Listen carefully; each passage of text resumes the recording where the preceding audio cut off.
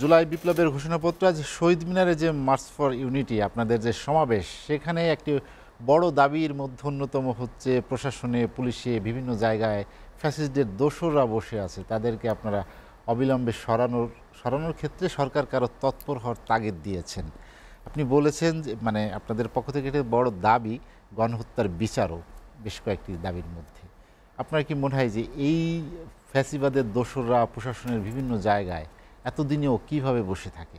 আমরা অনেক সময় দেখেছি যে অনেক ইউটিউবার অনলাইনে উপদেষ্টাদের নিয়েও তারা সমালোচনা করছেন, এবং যারা বেশ প্রমিনেন্ট নামকরা, যাদের সঙ্গে ছাত্র আন্দোলনের অনেক সম্পর্ক ছিল, তাদেরকে নিয়েও প্রশ্ন তুলেছেন যে তারা এখানে অন্যের ভূমিকায় আছে কি না। আপনার কি মনে হয় যে আসলে দোসর কারা? না, প্রশ্ন শুধু ইউটিউবাররা তুলতেছে তা না, আমরাও তুলতেছি। প্রশ্ন তোলাটা সুন্দর, আমরা তো উপলব্ধি করতে পারতেছি যে হচ্ছে একটা জায়গায় এসে একমত যে হচ্ছে ফ্যাসিস্টের দালালগুলোকে সরানো হয়নি।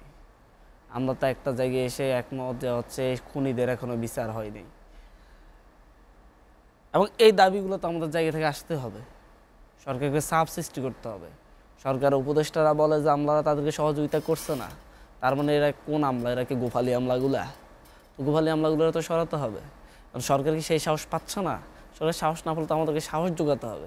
আমরা সেই সাহস যোগানোর জন্য এসেছি।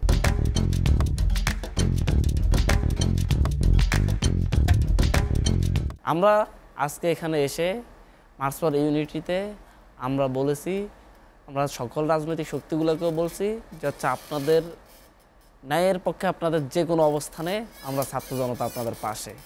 আমরা ঠিক একইভাবে বলেছি যে হচ্ছে স্বৈরাচার মনোভাবের ফ্যাসিস্ট হাসিনার লেসপেন্সার যে কোনো আমলা, পুলিশ প্রশাসনের যে কোনো অফিসার সহ শুরু করে প্রতিটা ক্ষেত্রে যা আছে তাদেরকে সরান। আপনারা যদি ভয় পান সরাতে, এই যে সাহস দেওয়ার জন্য আমরা আছি। এই বিষয়টা এখানে এসে আজকে আমরা কেন মার্চ ফর ইউনিটি করলাম, আমাদের এখানে বিষয়টা হচ্ছে গভর্নমেন্টের কোনো উপদেষ্টা হয়তো ভাবতে শুরু করতে পারে যে হচ্ছে 24-এর সেই জুলাই আগস্টের যেই একতা ছিল সেই একতা এখনও নেই, যার ফলে আমরা এখন যদি ব্যবস্থা নিতে যাই হয়তো হচ্ছে এটা হিতে বিপরীত হতে পারে, এরকম ভাবতেও পারে। সেই জায়গা থেকে আমরা এখানে এসে বলছি যত কিছুই হোক, যত লড়াই হোক বাইরে, কিন্তু এই দেশের ছাত্র জনতা একটি জায়গায় ঐক্যবদ্ধ, সেই জায়গাটা হচ্ছে 24-এর গণ অভ্যুত্থানের স্বীকৃতি দেন। যারা হচ্ছে যে হামলার, যারা হচ্ছে ফ্যাসিবাদী শাসন ব্যবস্থার পক্ষে অবস্থান নিয়েছিল তাদের বিরুদ্ধে ব্যবস্থা নেন, যারা আমার ছাত্র ভাইদের উপর গুলি করেছে তাদের বিরুদ্ধে ব্যবস্থা নেন, যারা এদেশের লক্ষ লক্ষ কোটি টাকা পাচার করেছে তাদের বিরুদ্ধে ব্যবস্থা নেন। আপনাদের পাশে কেউ না দাঁড়ালেও আমরা আপনাদের পাশে দাঁড়াবো। পাশাপাশি রাজনৈতিক দলগুলা যখন হচ্ছে একটা জায়গায় এসে একমত হয়েছে, যে হচ্ছে রাজনৈতিক দলগুলা সরকার যখন একমত হয়েছে, তখন আমাদের সকলকে ধন্যবাদ জানাতে আমরা এখানে এসেছি।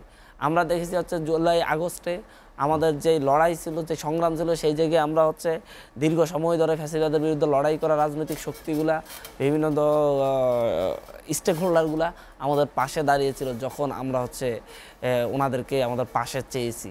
ঠিক একইভাবে দেরিতে হলেও ওনারা প্রক্লেমেশনের ব্যাপারে আমাদের পাশে এসে দাঁড়িয়েছেন, রাষ্ট্রযন্ত্র আমাদের পাশে এসে দাঁড়িয়েছে। আমাদের কাছ থেকে মনে হয়েছে আমাদের ওনাদেরকে ধন্যবাদ জানানো দরকার।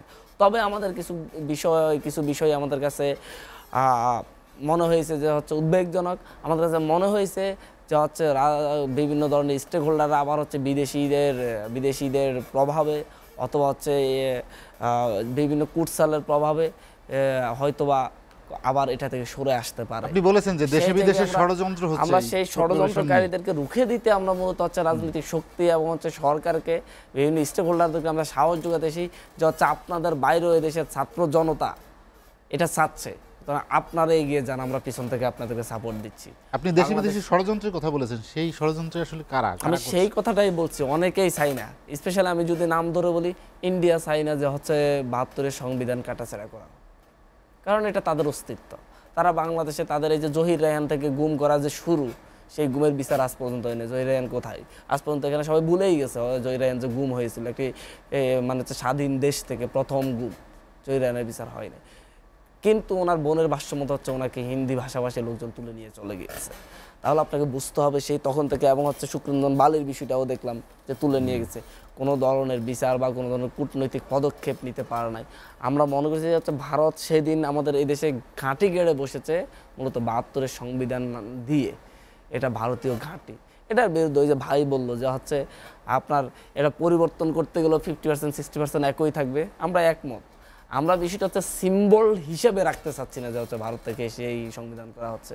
এটার 100% যদি সঠিক থাকে বা হচ্ছে 90%, 100% তো সঠিক কখনো হবে না, 90% সঠিক হোক, সেই 90% এক থাকবে, বসে সবাই মিলে করুক, বিএনপি করুক, ইয়া করুক, জামাত করুক, সবাই মিলে বসে একসাথে করুক যে হচ্ছে না আমরা নতুনভাবে লিখতেছি, এই যে এগুলো আমাদের ভালো, এগুলো রাখলাম, নতুন আমরা এগুলো অ্যাড করলাম ভবিষ্যৎ ভালোর জন্য, সবাই মিলে আমরা সাপোর্ট দেবো। কিন্তু বিএনপির পক্ষ থেকে তো এই বিষয়টা দ্বিমত পোষণ করা হয়েছে, তারা বলেছেন যে এটা মুক্তিযুদ্ধকে অস্বীকার করা হবে বা কষ্ট লাগবে। ৭২ কেন হচ্ছে, এই যে ১৭ বার যে ৭২-এর সংবিধানে কাটাছেঁটা করছে, তখন কি প্রশ্ন করা হয়েছে ৭২-এর মানে হচ্ছে মুক্তিযুদ্ধকে কাটাছেঁটা করলে আপনি সবসময় প্রতিটা রাষ্ট্রে মানে হচ্ছে কোন রাষ্ট্রে উন্নত কোন রাষ্ট্রগুলোতে মানে হচ্ছে সংবিধান পরিবর্তন হয় নাই?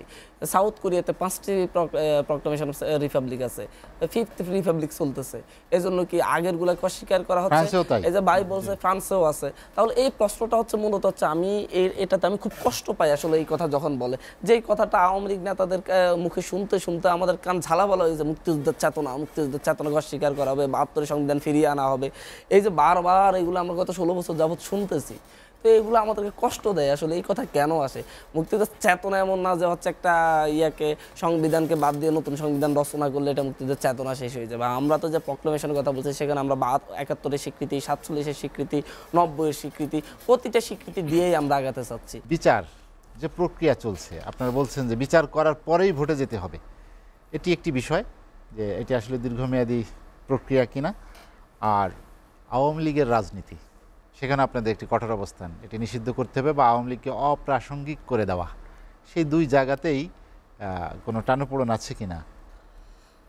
না দেখেন হচ্ছে বিচার হবে সবাই বলতেছে, তো বিচার কাদের কাদের হবে সেই চিহ্নিত করা হয়েছে কিনা? শুধুমাত্র যে এই 25 জনকে কি 30 জনকে আপনার আন্তর্জাতিক অপরাধ আদালতে আনা নেওয়া করতেছে, এদের বিচার? যা সরাসরি গুলি করলো যেসব কর্মকর্তারা, 600 জন চলে গেল, আমার কাছে স্পষ্ট না আসলে। হচ্ছে আবার বললো যে হচ্ছে 1 বছরের মধ্যে বিচার হবে, তাতে একটা মূলা ঝুলানো। 6 মাসের মধ্যে কেন হবে না? কিসের কমতি আছে?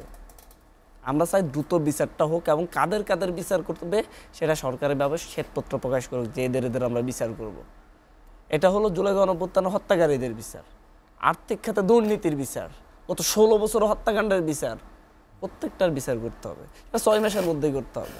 তবে জুলাই গণঅভ্যুত্থানের হত্যাকাণ্ডের বিচার, জুলাই গণঅভ্যুত্থানের শ্রমিকের হত্যাকাণ্ডের বিচার 6 মাসের মধ্যে করতে হবে। বাকিগুলো আপনি আরও কিছু সময় নেন, সমস্যা নেই। এটা হচ্ছে কথা। আর এরপর হচ্ছে আরেকটা প্রশ্নগুলো হচ্ছে আওয়ামী লীগের রাজনীতির কথা বলেন। আমি আজকে একটা কথা বলি, আমাদের হিসাবে 22,000 আহত লিস্টেড, হাত নাই, পা নাই, চোখ নাই, মানে এই জাতীয় মানে স্থায়ীভাবে যারা আছে, এই 22,000 আহতের সামনে দিয়া আওয়ামী লীগ জয় বাংলা স্লোগান দিয়ে ভোট চাই নৌকায় নির্বাচন করবে। এই 22,000 পরিবারের সদস্যের পরিবারের ফ্যামিলি যদি 5 জন গড়েও ধরেন, তাহলে হচ্ছে 1 লক্ষাধিক। শহীদ 2000 হলে তাদের পরিবার এবং গ্রামের মানুষ যারা ধরেন কী অবস্থা। আর আমরা যারা গণঅভ্যুত্থানে অংশগ্রহণ করেছি, তাদের চোখের সামনে যে যারা আমার ভাইদেরকে আমার সামনে গুলি করেছে, তারা স্লোগান দিয়ে নৌকা মার্কায় ভোট চাইবে, এটা আমরা মেনে নিব? মানে এত সহ্য শক্তি আমাদের হয় নাই। রাজনৈতিক শক্তি বলে যে রাজনৈতিক সিদ্ধান্ত নিবে, আওয়ামী লীগ হচ্ছে রাজনীতি করার অধিকার আছে, একটি রাজনৈতিক দল। আওয়ামী লীগ রাজনীতি করেছেটা কবে? বাকশাল কায়েম করা রাজনীতি ছিল। 2008 থেকে 2024 সাল পর্যন্ত মানুষ হত্যা করে করে করে করে দীর্ঘ সময় ভোট কারচুপি করে, চুরি করে, ডাকাতি করে। আমার প্রশ্ন হচ্ছে আপনাদের এই অবস্থানের সাথে আমাদের অবস্থান অন্যদের টানাপোড়েন আছে কিনা? বিশেষ করে সরকারের পক্ষ থেকে একবার উদ্যোগ নেওয়ার পরেও কিন্তু অলরেডি কেউ কেউ বলছে যে আওয়ামী লীগ সহ সবাই রাজনীতিতে আসবে, ভোট করবে, নির্বাচন করবে। বাট আমরা বলছি করবে না, মানে করবে না। এই ক্ষেত্রে যদি আপনি আমার স্বৈরাচার বলেন, ফ্যাসিস্ট বলেন, যে ফ্যাসিবাদী মনোভাব পোষণ করতেছি, স্বৈরাচারী মনোভাব পোষণ করতেছি, হ্যাঁ আমি তাই করতেছি। আমি অন্তত হচ্ছে একটা লোক যদি হচ্ছে ইলেকশনের জন্য মানে হচ্ছে একটা লোক যদি হচ্ছে কেউ দাঁড়ায় আওয়ামী লীগ নির্বাচন আনবে, সেটা আমি আগে দাঁড়াবো।